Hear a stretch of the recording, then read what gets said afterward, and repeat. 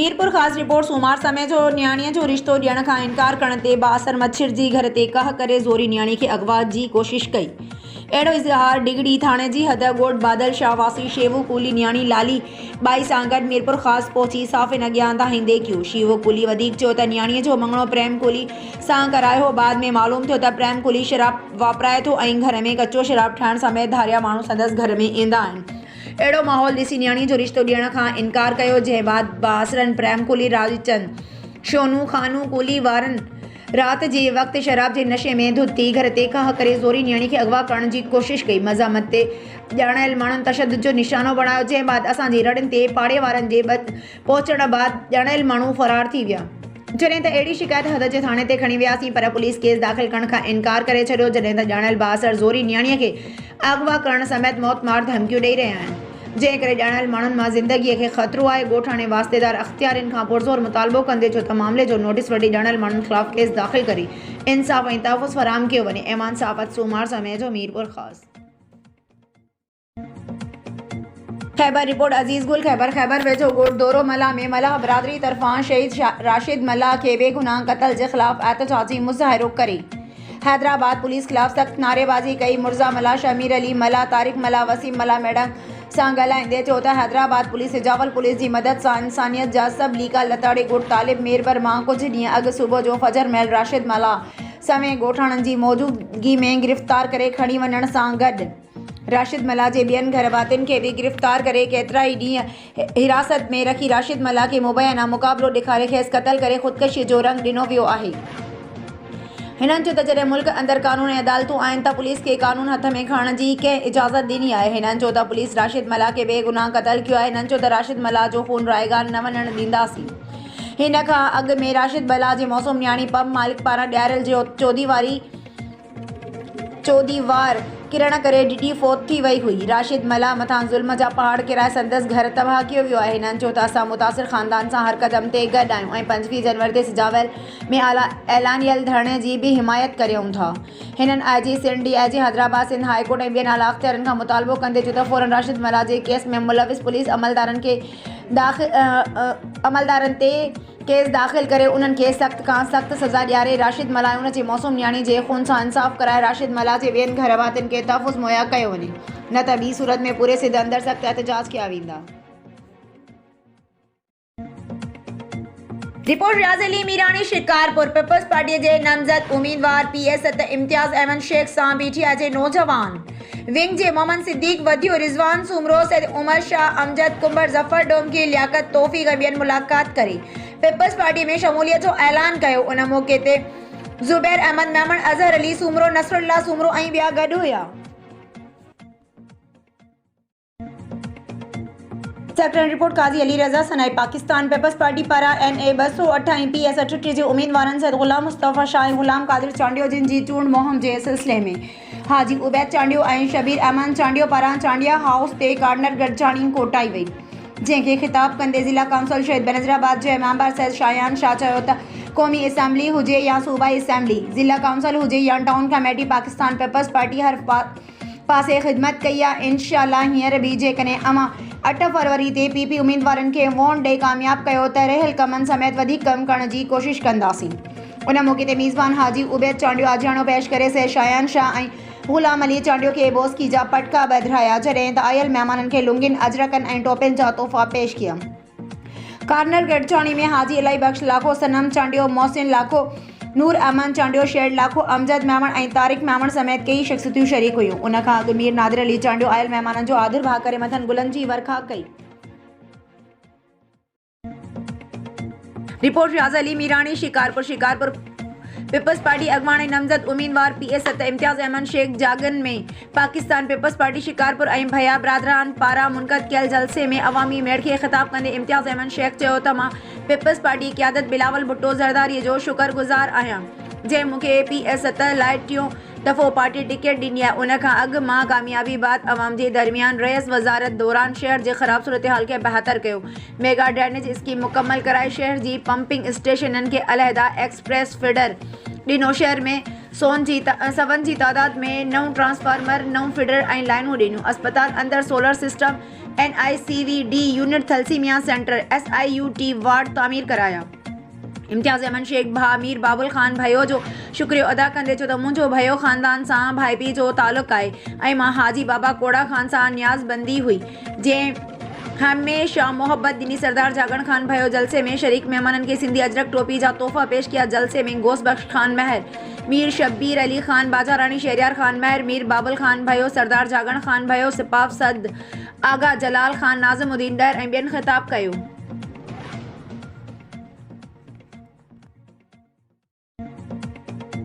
Khyber report अजीज़ गुल खैबर में भाउ अला बचायो मलाह जी औताक ते इलेक्शन मुहिम जे हवाले सां मलाह बिरादरी जी गॾिजाणी थी गुज़री, जंहिंमें मलाह बिरादरी खां सवाइ JUI जे काउंसलर सैयद इरफान अली शाह हुसैन हैदरी चौहान, साबिक़ा नायब नाज़िम गुलाम हुसैन मल्ला, बशीर अहमद कमरानी, करीम बख्श मल्ला, कामरेड अल वरायो मल्ला, गुलाम हुसैन सोलंगी ऐं ॿियनि मलाह बिरादरी जे समें माण्हुनि शिरकत कई। उन मौक़े ते हिननि चयो त सैयद हाजी जलाल शाह ॼामोड़ जे असां मुकमल हिमायत करियूं था। सैयद हाजी जलाल शाह ॼामोड़ खैबर जे माण्हुनि सां हर मसइलनि ते गॾु हूंदो आहे। असांजी ख़ुशियुनि ऐं ॾुखिये घड़ी में असां सां गॾु हूंदो आहे। असीं सभु सैयद हाजी जलाल शाह ॼामोड़ सां गॾु आहियूं ऐं वोट बि सैयद जलाल शाह ॼामोड़ जो आहे ऐं 8 फरवरी ते तारे ते ठपो हणी सैयद जलाल शाह ॼामोड़ खे कामयाबु कराईंदासीं।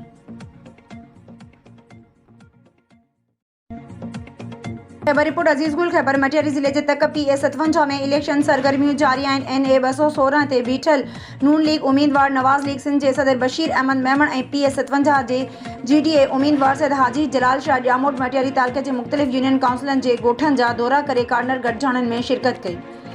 विख ते संदन शानदार इस्तक़बाल कयो वियो। मटियारी ज़िले जे NA 216 ते नून लीग पारां बीठल उम्मीदवार बशीर अहमद मेमण ऐं PA57 जे GDA उम्मीदवार सैयद जलाल शाह ॼामोड़ जे मान में मटियारी ज़िले जे मुख़्तलिफ़ ॻोठनि में अब्दुल रहीम हिंगोरो, रहीम खोरखानी अगोणो IG सिंध, सैयद मुश्ताक अहमद शाह जे हामी, हुर जमायत जे फ़कीर गुलबहार हिंगोरो, गुल हसन खोरखानी, हबीब खोरखानी, अहमद खोरखानी, रहीम खोरखानी ऐं ॿियनि पारां आजियाणा ॾिना विया। उन मौक़े ते ख़िताब कंदे बशीर अहमद मेमण सैयद जलाल शाह ॼामोड़ चयो त पीपल्स पार्टी जे उम्मीदवारनि सदाईं मटियारी ज़िले जे अवाम सां माटेली मां वारो सुलूक कयो आहे। हिननि बोर्ड मुताज़िन जा मिलियल इमदाद पंहिंजे मनपसंद माण्हुनि में विराया आहिनि, पर हाणे मटियारी ज़िले जो अवाम सुजाॻ थी चुको आहे, जेको 8 फरवरी ते पंहिंजे वोट ज़रिए उन्हनि खे शिकस्त ॾेई असांखे कामयाबु कंदो, जेका असांजी कामयाबी न पर ग़रीब अवाम जी कामयाबी हूंदी।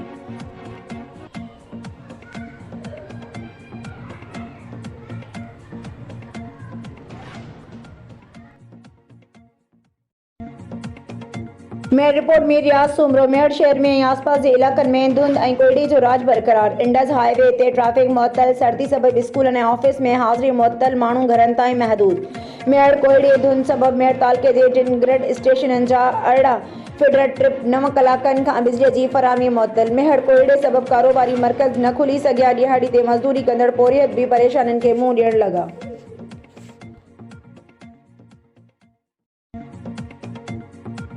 सिजावल रिपोर्ट इम्तियाज़ मेमण हैदराबाद पुलिस 8 ॾींहं अॻु राशिद मल्लाह जे बेगुनाह क़त्ल करण ख़िलाफ़ PP लेडीज़ विंग ज़िले सिजावल जे सदर फिरदौस अज़ीज़ मेहरवर जी अॻवानी में SSP ऑफिस अॻियां एहतजाजी धरणो हयो वियो।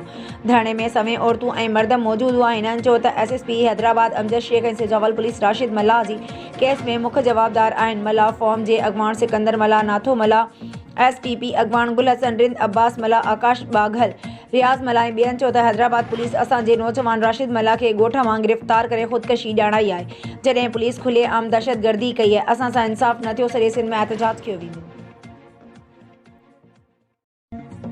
मनोड़ो रिपोर्टर अमजद अली भट्टी। मनोड़ो शहर में भी समूरे मुल्क जियां मौला अली मुश्किल कुशा जी आमद जो जश्न वॾे जोश ऐं जज़्बे सां मल्हायो वियो। मनोड़े में मौला कायनात जी आमद जी ख़ुशी में सैयद साबिर हुसैन शाह, सैयद सफदर हुसैन शाह, सैयद आबिद हुसैन शाह, सैयद ख़िज़िर हयात शाह चौधरी, शफ़क़त अली आराई, साफ़ी गुलाम मोहम्मद भट्टी, साफ़ी मुमताज़ अली मल्लाह चौधरी, अली रज़ा आराई, गुलाम रसूल चांडियो, मोहम्मद अकरम डायरी, साफ़ी ज़फ़रुल्लाह खान पठान, अब्दुल रशीद उर्फ़ मोनी पठान, गुलाम नबी चांडियो, मुनीर डायरी, सफदर पठान, बशीर अहमद भट्टी ऐं ॿियनि तरफ़ां शहर में हिकु शानदार रैली कढी वई। रैली ते शहरियुनि पारां गुलाब जे गुलनि जी वर्खा कई वई। चाहींदड़नि पारां ख़ुशीअ में झूमरियूं हयूं वयूं। मौला कायनात जे समें हुबदारनि ऐं चाहींदड़नि भरपूर नमूने शिरकत कई। मौला अली मुश्किल कुशा जी आमद जी ख़ुशी जो केक काटियो वियो ऐं मुल्क ऐं क़ौम जी ख़ुशहाली ऐं सलामती लाइ पिणु दुआ घुरी वई।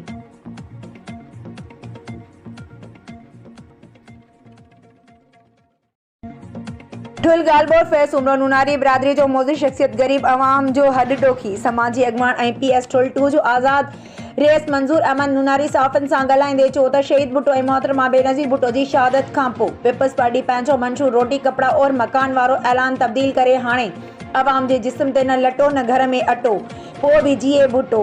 हिन चयो त 30 सालनि खां पीपी नुमाइंदनि अवाम जे पैसे ते मज़ा वरिता पर ठुल जी अवाम खे हर बुनियादी सहूलतुनि खां महरूम रखियो आहे। हिन चयो त ठुल में न तालीम न सिहत लाइ अस्पताल न अमन अमान न शहरनि लाइ पीअण जो मिठो पाणी न सफ़ाई सुथराई न रोड न रस्ता न म्यूनिसिपल कमेटीअ जे अमले ऐं ॿियनि लाइ पघारूं न मालपीड़ीअ जी सहूलियत न ग़रीब अवाम लाइ रोज़गार न बेरोज़गार नौजवाननि खे न नौकरियूं न बिजली न गैस हर इदारा तबाह लॻा पिया आहिनि। चो तरफ़ ठुल खंडरात ऐं तबाहीअ जे वर चढ़ी वियो आहे। अवाम जे खून पसीने जी टैक्स जे पैसे मां सियासतदान अयाशी वारी ज़िंदगी गुज़ारनि था लेकिन अवाम खे का बि बुनियादी सहूलियत ॾियण लाइ तयारु न आहिनि।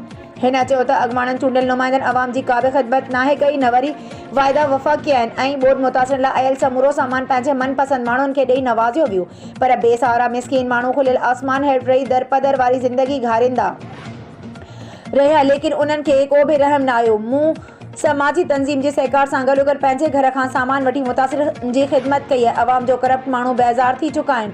हिन इलेक्शन में अवाम भोतारनि खे वोट न ॾेई पंहिंजो बदिलो वठंदी।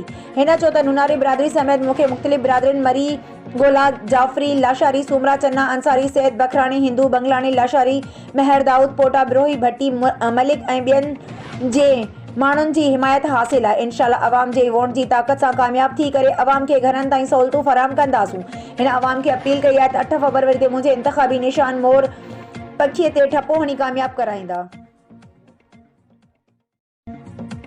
कानपुर में रिपोर्ट PSV खानगढ़ ऐं NA 199 ते चूंड मुहिम जे सिलसिले में PP उम्मीदवार सरदार मोहम्मद बख्श खान महर अगूणो ज़िले चेयरमैन सरदार हाजी खान महर खानपुर महलक गोठ हबीबुल्ला पिताफी पोतो जिते वडेरे मोहम्मद रमज़ान उर्फ शमन पिताफी वडेरे गुलाम हुसैन पिताफी वडेरो निसार अहमद पिताफी वकार अहमद पिताफी मोहम्मद सिद्दीक पिताफी मीर हसन पिताफी ऐं ॿियनि पारां संदसि शानदार इस्तक़बाल कियो। उन मौक़े ते जलसे खे ख़िताब कंदे सरदार मोहम्मद बख्श खान महर चयो त पाकिस्तान पीपल्स पार्टी हमेशह अवाम जी ख़िदमत कई आहे। अवाम खे रोज़गार तरक़ियाती मनसूबा ॾिना आहिनि। 8 फरवरी ते अवाम बि पाकिस्तान पीपल्स पार्टीअ जे उम्मीदवारनि खे कामयाब कंदो। सरदार मोहम्मद बख्श खान महर चयो त अवाम NA 199 ते सरदार अली गौर खान महर ऐं PSV खानगढ़ ते मूंखे तीर ते ठपो हणी कामयाब कंदा। उन मौक़े ते अवाम पुरजोश नारनि जी गूंज में PP उम्मीदवारनि खे कामयाब कराइण जो वचन वरजायो। उन अॻु पिताफी बिरादरी पारां सरदार मोहम्मद बख्श खान महर ऐं सरदार हाजी खान महर हाजी ज़बरदस्त खान महर हाजी अली ॾिनो महर दादन खान महर खे अजरक जा तोहफ़ा ॾिना। मीरपुर ख़ासि रिपोर्ट सूमार समय जो इलेक्शन 2024 मीरपुर ख़ासि जे ज़िले जी अवाम लाइ इम्तिहानी मर्कज़ बणिजी वियो आहे। केतिरनि ई सालनि खां इक़्तिदार में रहंदड़ बुज़ुर्ग सियासतदान ऐं नवनि हुकुमराननि सलामती लाखो वांगुरु नई उमेदुनि सां मैदान में लथो आहे। आज़ाद उम्मीदवारनि पुराणनि सियासतदाननि जी निंड हराम करे छॾी। 2024 जी इलेक्शन ते इल्ताफ़ हुसैन जी रद्द अमल मथां पतंग जी घंटी वॼाई वई। मीरपुर ख़ासि शहर जा अवाम कामयाबी तरफ़ वधण लॻा। आज़ाद उम्मीदवार सलामत अली जो हर तरफ़ इस्तक़बाल कयो पियो वञे। ऐवान साफ़त सूमार समय जो मीरपुर ख़ासि। सेक्रेटरी रिपोर्ट काज़ी अली रज़ा सनाई सेक्रेटरी लॻ गोड़ लधो चांडियो में 2 ॾींहं अॻु ज़मीन जी मालिकी तां चांडियनि ऐं जलबाणियुनि जे झेड़े दौरान ज़ख़्मी थियल नौजवान 5 ॼणनि मां हिकु ज़ख़्मी रसूल बख्श चांडियो ऐं ज़ख़्मनि जा सोड़ न सहंदे सिविल अस्पताल नवाबशाह में फ़ौत थी वियो। जंहिं बाद लाश तालका अस्पताल सकरण आंदो वियो जिते ज़रूरी कागज़ी कार्रवाई बाद लाश वारसन हवाले कयो वियो जेकी इलाज खणी सकरण थाणे ते पहुता। वारसन पारां क़तल जी इब्तिदाई रिपोर्ट दाख़िल कराई वई जंहिं बाद लाश गोड़ लधो चांडियो पहुचायो वियो। होॾां फ़ौतीअ जो मड़ ॻोठ पहुचण ते कोहराम मची वियो जॾहिं त झेड़े जे इम्कानी सूरतहाल सबबि ॻोठ में आर्ज़ी पुलिस पिकेट क़ाइमु कई वई आहे।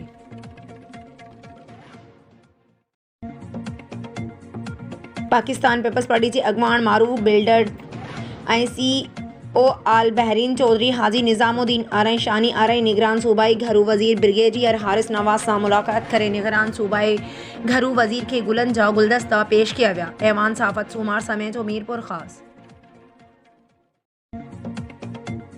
मीरपुर ख़ासि रिपोर्ट सूमार समय जो ज़िले नवाबशाह जे ॻोठ 60 महल वासी 20 वरियनि जी नारी नसीबा दी प्यारो लगारी। मीरपुर ख़ासि जे ॻोठ लाल खान लगारी वासी 36 वरियनि जी मीरजान वालिद यार मोहम्मद लगारी सां कुझु वक़्तु अॻु पसंदि परणो कंदड़ जोड़े पारां तहफ़्फ़ुज़ जी अपील। पसंदि परणो कंदड़ जोड़े साफ़िन अॾोदाईंदे नारी नसीबा चयो त असां पंहिंजी रज़ा ख़ुशी सां कुझु वक़्तु अॻु टंडो मोहम्मद ख़ान जी अदालत में शरीयत मामले मुताबिक़ निकाह कयो, जंहिं बाद मुंहिंजा माइट मूंखे ज़बरदस्ती मुंहिंजे मुड़ुस खां धार करे वठी विया, जंहिं बाद आउं हिकु दफ़ो ॿीहर मौक़ो वठी पंहिंजे मुड़ुस वटि पहुती आहियां, जंहिं बाद मुंहिंजा माइट वालिद प्यारो लगारी, ग़ुलाम कादिर लगारी, सॾण लगारी ऐं ॿिया माइट मूं समेत मुंहिंजे मुड़ुस ऐं सहुरे जन खे मौत मार धमकियूं ॾेई रहिया आहिनि। असांखे उन्हनि मां जानी ऐं माली ख़तरो आहे। असां आला अख़्तियारनि खे अपील था करियूं त असांखे तहफ़्फ़ुज़ फ़राहम करे पंहिंजी मर्ज़ी सां जीअण जो हक़ ॾिनो वञे। ऐवान सहाफ़त मीरपुर ख़ासि। सकरन रिपोर्ट काज़ी अली रज़ा सनाई पाकिस्तान तहरीक इंसाफ़ जे मरकज़ी अॻवान ऐं NA 208 जे उम्मीदवार गुल मोहम्मद रिन चयो आहे त असांखे अफ़सोस थो थिए जो जिन माण्हुनि जी गुज़िरियल 15 सालनि में कारकर्दगी ज़ीरो हुजे, उहे वरी अची माण्हुनि खां वोट कहिड़े मुंहं सां था घुरनि। उन करे अवाम खे घुर्जे त हू पंहिंजनि ऐं परावनि खे सुञाणनि। हू PTI जे वर्कर इक़बाल रिंद पारां कोटायल कार्नर गॾिजाणी खे ख़िताब कंदे करे रहियो हुयो। हिन चयो त धांधलीअ खे सिंग न थींदा। सौ सिधो मुल्क जी मौजूदा इलेक्शनी निज़ाम खे धांधली ऐं मनपसंद नतीजनि ॾांहुं धिकियो वियो आहे, जंहिंजो मिसाल दुनिया में ईमानदार हुक्मरान जे हवाले सां शोहरत माणींदड़ इमरान ख़ान खे जेल में बंदि कयो वियो आहे। पार्टी खे इलेक्शन विढ़ण खां रोकियो वियो। इमरान ख़ान जी चूंड निशान बेट ते पाबंदी मढ़ी वई। हिन चयो त वागुधड़नि जे अहिड़नि हरकतुनि सां मुल्क कमज़ोर थी रहियो आहे। अवाम में बग़ावत जनम वठी रही आहे। उन करे असीं चऊं था त अवां इमरान ख़ान जी मुख़ालिफ़त में मुल्क खे कमज़ोर करे रहिया आहियो। पर असांखे पंहिंजे पाकिस्तानी क़ौम ते यकीन आहे त हू 8 फरवरी ते पाकिस्तान तहरीक इंसाफ़ जे नामज़द कयल आज़ाद उम्मीदवार खे वोट ॾेई कामयाब कंदा। कार्नर गॾिजाणी खे कामिल रिंद, निसार परियाड़, हिसाम रिंद ऐं शहज़ाद रिंद पिणु ख़िताब कयो। उन मौक़े ते अमीर गुल रिंद समेत PTI जा केतिरा ई खिलाड़ी शरीक हुया।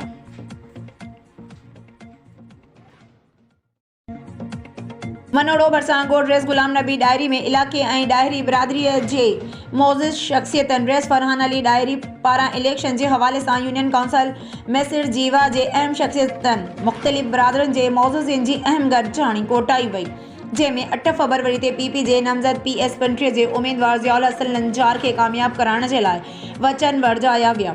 रेस फरहान अली डायरी चयो त पाकिस्तान पीपल्स पार्टी अवामी पार्टी आहे जेका अवाम जी ख़िदमत करण ते यकीन रखे थी ऐं पीपल्स पार्टी वाहिद पार्टी आहे जंहिं पूरे सिंध में रोडनि, रस्तनि ऐं ॿियनि तरक़ियाती कमनि जा ॾियार विछाया आहिनि ऐं ईंदड़ इलेक्शन में इंशाअल्लाह पीपल्स पार्टी चेयरमैन बिलावल भुट्टो ज़रदारी अवाम जी ताक़त सां इलेक्शन खटे वज़ीर आज़म थींदो, जंहिंखां पोइ अञा वधीक तरक़ियाती कम कराया वेंदा।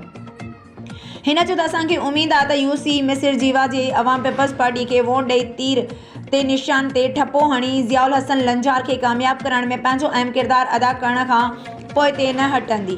उन मौक़े ते UC मैसिर जीवा जा मोज़िज़ जिन में UC वाइस चेयरमैन ख़लीफ़ो धणी बख्श शेख, रेस शेर मोहम्मद दाहिरी दिल जो जनरल काउंसलर मोहम्मद शरीफ भट्टी, वडेरो गुड्डो लाशारी मोहम्मद यूसुफ उर्फ जूसन डायरी, ज़ाहिद डायरी, अब्दुल हमीद भट्टी, हसीबुल्ला डायरी ऐं ग़ुलाम कादिर डायरी ऐं ॿियनि मोज़िज़िन शिरकत कई।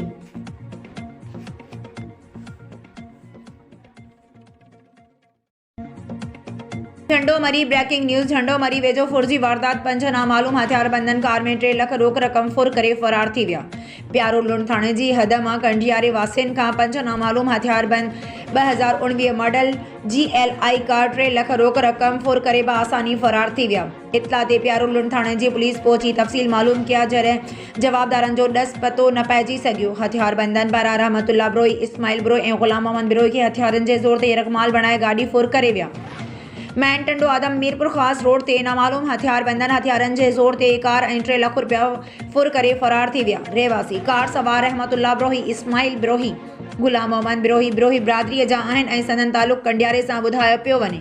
पुलिस आख़िरी इतलान मौजूदु पुलिस मुलविस जवाबदारनि खे गिरफ़्तार करण में नाकाम। बिरोही बिरादरीअ जो SSP ऐं DIG खां नोटिस जो मुतालबो। रिपोर्टर नौकाफ़ मरी, हक़ TV न्यूज़ झंडोमरी।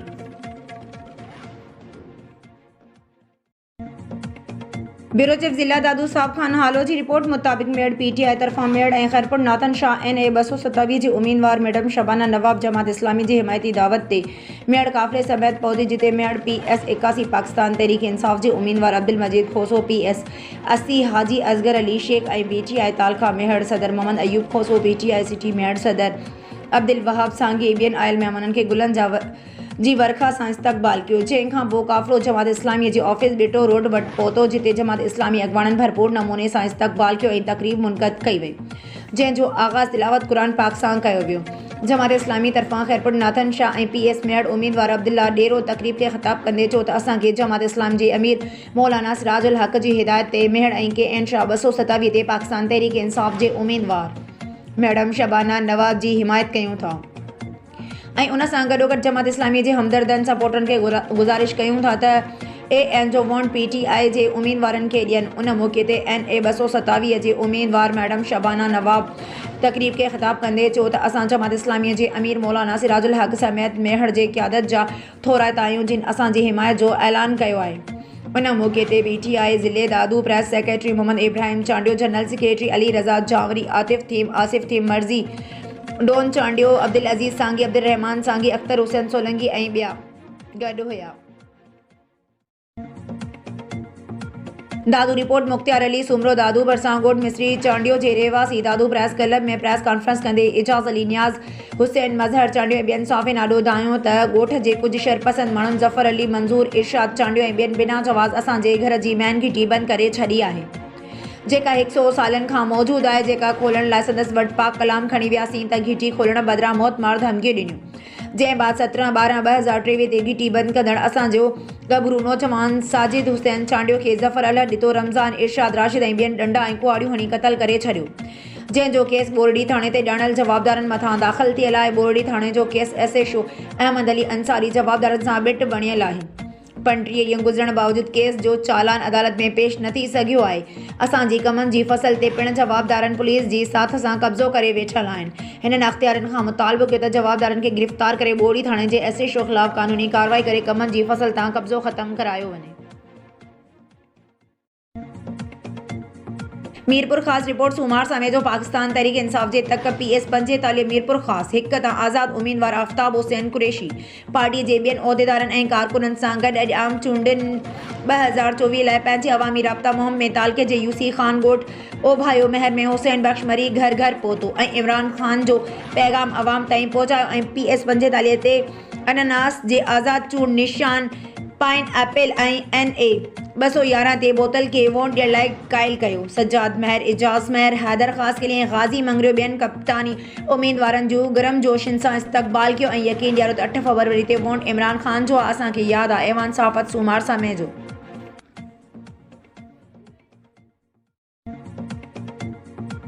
मेहर रिपोर्ट मीर रियाज़ सूमरो मेहर ऐं सीता जे कचे वारे इलाइक़े में बुर्ड बिरादरी जे ॿिनि धुरियुनि कचे जी सरकारी ज़मीन जी मालिकी तां जारी पुराणो तकरार ॿीहर भड़की उथियो। जारी तकरार तां धुरियुनि में फायरिंग सबबि 2 ॼणा क़तल, 1 ॼणो ज़ख़्मी थी पियो। पुलिस मूजिबि बुर्ड बिरादरीअ जे पुराणी जारी तकरार तां हिकु धुर जो 20 वरियनि जो नौजवान क़ुर्बान अली गोलियूं लॻण सबबि मारिजी वियो ऐं 40 साला मंठार बुर्ड ज़ख़्मी थी पियो आहे, जॾहिं त फायरिंग सबबि ॿई धुर जा 50 साला सूरा बुर्ड बि क़तल थी वियो आहे। जहिड़े दौरान धुरियूं मोर्चा बंदि आहिनि। फायरिंग जो सिलसिलो जारी आहे। मारिजी वियलनि हिकु शख़्स क़ुर्बान अली ऐं ज़ख़्मी मंठार बुर्ड खे सीधा अस्पताल मुंतक़िल कयो वियो आहे। ॿी धुर जे मारिजी वियलनि सूरा बुर्ड जो लाश वाक़े वारे हंधि पियल आहे। इतला बावजूदि भंडमाड़ी पुलिस वाक़े वारे हंधि न पहुची सघी। बुर्ड बिरादरी जे ॿिनि धुरियुनि में 5 सालनि खां जारी तकरार तां धुरियुनि जा हिन वक़्त ताईं 10 ॼणा क़तल थी चुका आहिनि।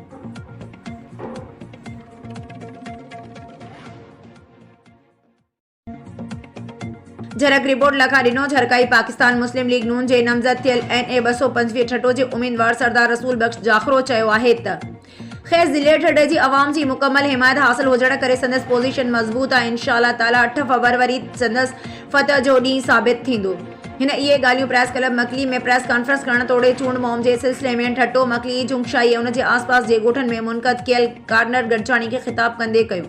नून लीग जे उम्मीदवार सरदार रसूल बख्श जाखरो चयो त सुभाणे छंछरु ॾींहुं पाकिस्तान मुस्लिम लीग नून जे समूरे मरकज़ी क़यादत निहाल हाशमी, खेलदास कोहिस्तानी ऐं ॿियनि जी अॻवानी में ठठे पहुची रही आहे, जेका संदसि वर्क मुहिम खे तेज़ करण समेत मकलीअ ते नून लीग जे नामज़द थियल NA 225 ठठो जे उम्मीदवार सरदार रसूल बख्श जाखरो जी हिमायत में प्रेस कॉन्फ्रेंस करे अवाम खे उन जी हिमायत करे उन खे 8 फरवरी ते शींहं जे निशान ते ठपो हणी कामयाब करण जी पिणु अपील कंदे सरदार रसूल बख्श जाखरो चयो त हू ज़िले ठठे जी अवाम जो बेहद शुक्रगुज़ार आहे, जेकी सणस बिना कंहिं मफ़ा जे बाह ॿेली बणिजी सणस साथ में साथ निभाए रही आहे। हिन चयो त खेसि हथ खणाइण लाइ वॾियूं कोशिशूं कयूं वयूं, पर हाणे हथ खणण जो वक़्तु गुज़री वियो आहे।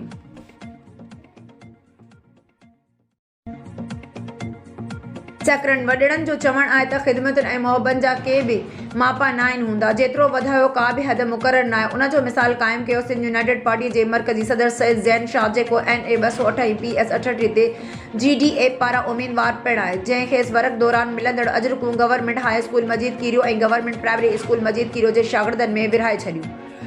राब्ते कंदे सैयद ज़ैन शाह चयो त सियारे जी सर्द ॾींहं ऐं कोहीड़े सबबि सीए में वाधि थियण करे सोच आई त सर्दी सबबि ॿारनि जी तालीम मुतासिर न थिए। उन करे तक जे माण्हुनि जेकी मूंखे मोहबतूं ॾेई अजरकूं पारायूं इहे शागिर्दनि हवाले कयूं आहिनि त जीअं हू सर्दी खां बची सघनि। हिन चयो त ॿार मुस्तक़बिल जो मामारू हूंदा आहिनि। सुधरियल मुल्कनि जी तालीम इदारनि ऐं मौसम जे हिसाब सां सहूलियतूं हूंदियूं आहिनि, पर बदकिस्मती सां असांजे मुल्क ख़ासि करे सिंध में सर्दी गर्मी बचण जी सहूलियतूं त छा, पर तालीम बि मुकमल नथी ॾिनी वञे। हिन चयो त असांजी कोशिशि पहिरें ॾींहं खां उहा आहे त तालीम ऐं सिहत बुनियादी खाता आहिनि जिन खे दुरुस्त कयो वञे, पर हिते बिल्कुलु उन जे उबतड़ कमु आहे। होॾां सीनियर उस्ताद इशफाक अहमद मैमून मीडिया सां ॻाल्हाईंदे चयो त असीं शुक्रगुज़ार आहियूं सैयद ज़ैन शाह जा, जंहिं स्कूल जी नियाणियुनि समेत 1000 खां वधीक ॿिन्हिनि स्कूलनि जे शागिर्दनि खे सर्दी खां बचण लाइ अजरकूं ॾिनियूं ऐं जॾहिं त ॿारनि पारां मिलंदड़ अजरकुनि ते ख़ुशीअ जो इज़हार कयो।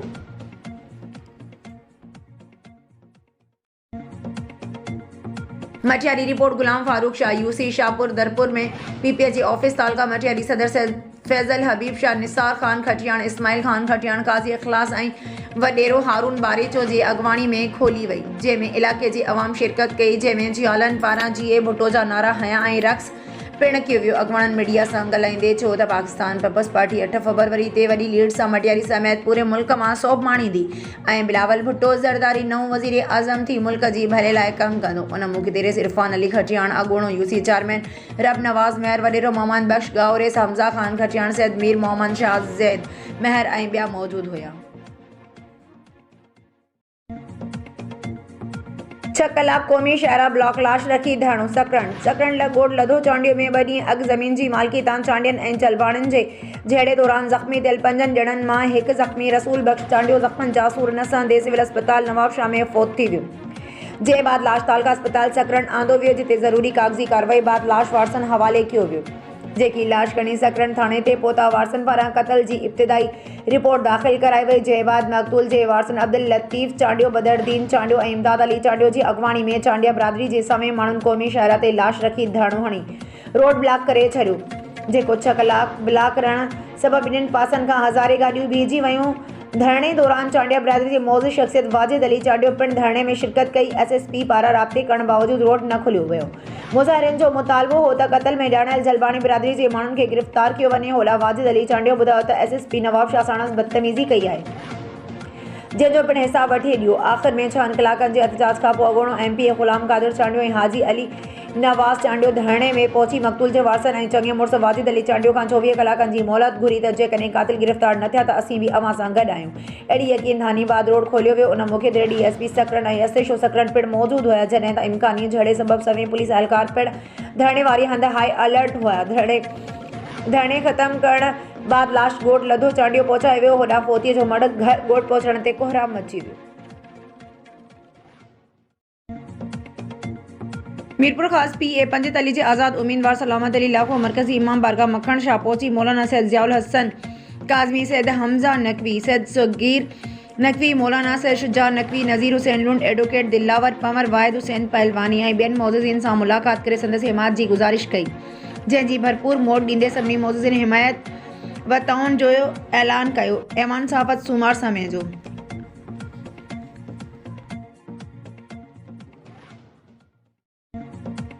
Ghotki district reporter Mohammad Malook Bhutto. घोटकी शहर जो बगो वाह सिंधु दरिया जो ॾेख ॾियणु लॻो। सॼे शहर जो नेकाल हिन वाह में आहे, पर अॻे नेकाल न हुअण करे रहमवाली जो आख़िरी छेड़ो ऐं आबाद ज़मीनूं बगे वाह जे नेकाल वारे किने पाणी हेठि पाणी नेकाल ऐं बगे वाह जी सफ़ाई ऐं पिचिंग समेत दीवार तोड़े रोड जी नाली सियासी भोतारनि समेत चेयरमैन म्यूनिसिपल कमेटी ऐं CMO समेत एरीगेशन वारनि जी ईद करोड़नि रुपयनि सिर्फ़ कागज़नि में इस्तेमालु ऐं मौक़े ते कम 0-0 आहे, जंहिं सबबि शहरी आबादी ऐं फसल पिणु मुतासिर। कमनि तोड़े सब्ज़ियुनि में बि नेकाली वारो किनो पाणी इस्तेमालु थियणु लॻो। शहरी अवाम तोड़े शहरी इतिहाद जे अॻवान ऐं PP शहीद भुट्टो जे अॻवान रेस मोहम्मद मलूक भुट्टो पारां chief justice of Pakistan NAB anti corruption ऐं सेशन जज घोटकी समेत chief of army staff general Hasim Munir Khan inquiry कराइण जो मुतालबो करे छॾियो, जॾहिं त CM घोटकी कमर ज़मान अंडड़ पारां हर महीने करोड़े रुपयनि जी बजट हुजण बावजूद सिर्फ़ कामरेड साफ़ आहिनि। पीपीए जे कामरेडनि तोड़े सियासी वॾेरनि जे वाठनि खे तेल जूं पर्चियूं ॾेई संदन वात बंदि कराए छॾियो आहे। केर बि संदन ख़िलाफ़ लिखण लाइ तयारु नाहे। घोड़कीअ जी अवाम जो मुतालबो आहे इन्हनि तकलीफ़ुनि जो पुछो न त आख़िर कंहिंखां पुछूं त असांजो ॾोह कहिड़ो आहे।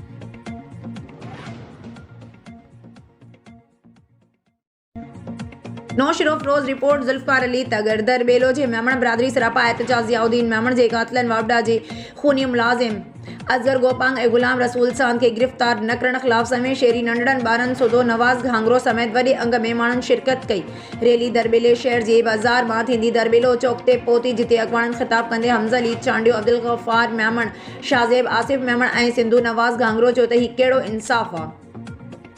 वापड़ा मुलाज़िम आहिनि या गुंडा बिल जमा कराइण तां कंहिंखे क़तल करे छॾनि पंहिंजूं अदालतूं लॻायूं वेठा आहिनि। वापड़ा थाणा अस्पतालूं असांजी हिफ़ाज़त लाइ आहिनि। असांजे टैक्स जे पैसनि मां पघारूं खणनि था। हीअ असांखे ईअं बेदर्दी सां क़तल कनि। विच शहर में ही हितां जा भोतार मीर पीर शाह जेकी हिननि मिसकीननि जे वोट ते ऐवाननि में पहुचनि था इहे छो ख़ामोश आहिनि। शर्म अचणु घुरिजे अहिड़नि भोतारनि ते जेकी वोट लाइ त हिननि मिसकीननि जे दर ते वञनि था पर मिसकीननि जे क़तल ते ख़ामोश। हिन यतीम ॿारनि जी छपर छांव पीउ क़तल थी वियो आहे। हाणे कंहिंखे दहां ॾियनि दहां ॿुधण वारनि जे गूंगा ॿोड़ा अंधा हुजनि हा। Chief justice high court session जज SSP नौशरो फ़रोज़ ऐं ॿियनि मसवारनि खे अपील थी करियां हिकु कमेटी ठाही वञे ऐं ख़बर कुशाई कराए हिननि मिसकीन मेमण बिरादरीअ सां इंसाफ़ कयो वञे।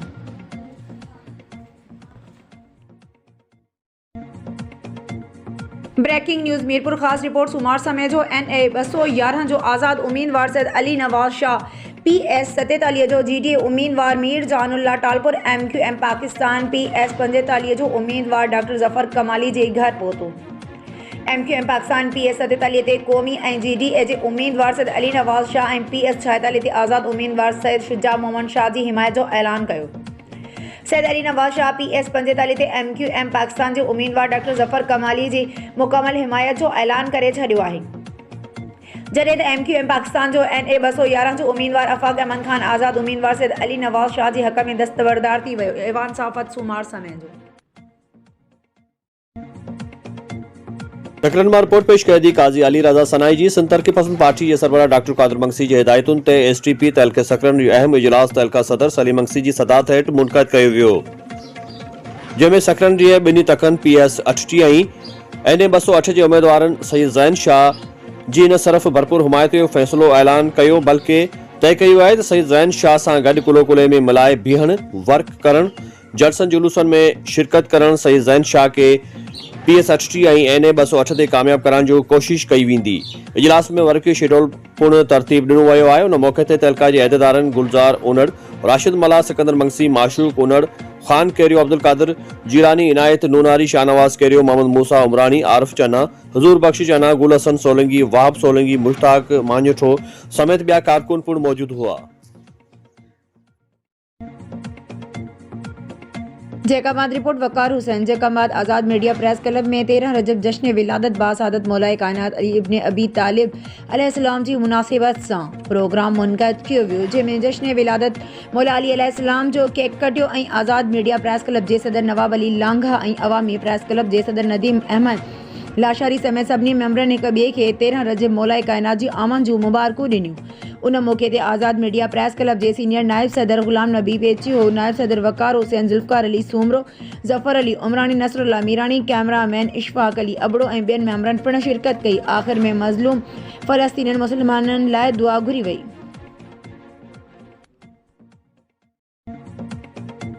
दादू रिपोर्ट मुख्तार अली सूमरो पाकिस्तान तहरीक इंसाफ ज़िला दादू जे सदर हैदर सियाल प्रेस कॉन्फ्रेंस कंदे चयो त पूरे मुल्क में थींदड़ इलेक्शन 2024 में पाकिस्तान तहरीक इंसाफ तरफ़ां दादू जे क़ौमी तक NA 228 ऐं दादू जे सूबाई तक PS 82 ते ज़ुल्फ़िकार अली मला खे नामज़द कयो वियो जंहिंजो इंतख़ाबी निशान डॉल्फिन आहे जॾहिं त NA 228 PS 82 ते आज़ाद उम्मीदवार तौरु बीठल आफ्ताब जमाली ऐं खलील कुरैशी तहरीक इंसाफ जो झंडो ऐं तहरीक इंसाफ जी क़ायद जी तस्वीर इस्तेमालु कंदे माण्हुनि खे गुमराह कनि पिया ऐं पार्टी पॉलिसी समेत इलेक्शन कमीशन जे कानून जे ख़िलाफ़ वर्ज़ी करे रहिया आहिनि। असां उन्हनि माण्हुनि जी कयल हरकतुनि जी सख़्त लफ़्ज़नि में मज़म्मत करियूं था ऐं दादू DRO ऐं DMO खे अहिड़नि उम्मीदवारनि ख़िलाफ़ कार्रवाई जो मुतालबो करियूं था जेको को बि ऑफ कंड कंडकट पिण आहे। उन मौक़े ते आफ्ताब अहमद महताब गोपांग ज़हीर चांडियो अली अहमद रियाज़ चांडियो ऐं ॿिया मौजूद हुआ।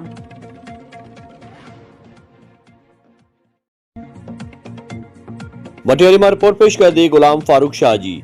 यूसी शाहपुर दरपुर में पीपीजे ऑफिस तहलके मटियारी सदर सैयद फजील हबीब शाह, निसार खान खटियान, इस्माइल खान खटियान, काजी इखलास ऐं वडेरो हारून बारिजो जी अगवानी में खोली वही है, जैमें इलाके के आवाम शिरकत कंदी, जैमें जालन पारा जी भुट्टो जा नारा हया विया, रक्स पुन कयो वियो। अगवान मीडिया से ॻाल्हाईंदे चयो त पाकिस्तान पीपल्स पार्टी 8 फरवरी ते वॾे लीड से मटियारी समेत पूरे मुल्क में सोभ माणींदी ऐं बिलावल भुट्टो ज़रदारी नओं वज़ीर आज़म थी मुल्क के भले लाइ कम कंदो। उन मौक़े ते rice Irfan Ali खटियान, अगुनू UC chairman रब नवाज़ महर, वडेरो मोहम्मद बख्श गाहो, रईस हमजा खान खटियान, सैयद मीर मोहम्मद शाह, ज़ैन महर ऐं ॿिया मौजूद हुआ।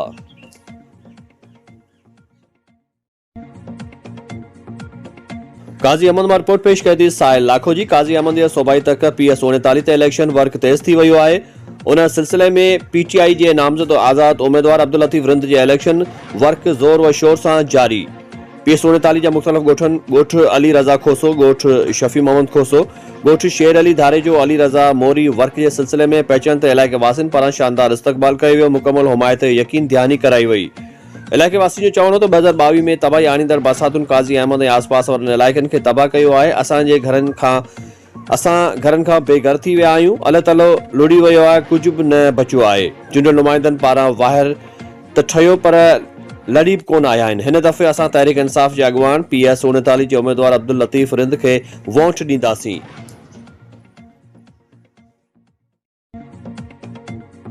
रिपोर्ट ख़ानज़ादा हफ़ीज़ पंद्रानी। जामशोरो इलेक्शन मुहिम जो हिस्सो थियण ऐं उम्मीदवारनि जे इलेक्शन मुहिम हलाइण ते मॉनिटरिंग ऑफिसर हरकत में अची वियो। तमाम उम्मीदवारनि खे नोटिस जारी करे खेनि ऑफिस तलब करे इलेक्शन में हिस्सो न थियण जी हिदायत कई। ज़िले मॉनिटरिंग सेल ऑफिसर जामशोरो खां इलेक्शन मुहिम में हिस्सो वठण वारनि union council chairman Aqib Memon, बोलहारी जे वाइस चेयरमैन मंठा खासकली, टाउन जामशोरो जे 5 काउंसिलरनि सैयद असगर शाह, लाल समद, अरशद अली सैतो, शबीर बुलैदी ऐं गुलाम शबीर चांडियो खे जामशोरो इलेक्शन मॉनिटरिंग ऑफिसर तरफ़ां खेनि वार्निंग ऐं लिखत में जवाब तलब करे वरितो। मॉनिटरिंग ऑफिसर तरफ़ां वधीक ॿुधायो पियो वञे त इलेक्शन कमीशन ऑफ पाकिस्तान जे शिकायती पोर्टल ते अहिड़े क़िस्म जूं दरख़्वास्तूं दाख़िल कराई वयूं आहिनि जंहिं सबबि कार्रवाई अमल में आंदी वई आहे।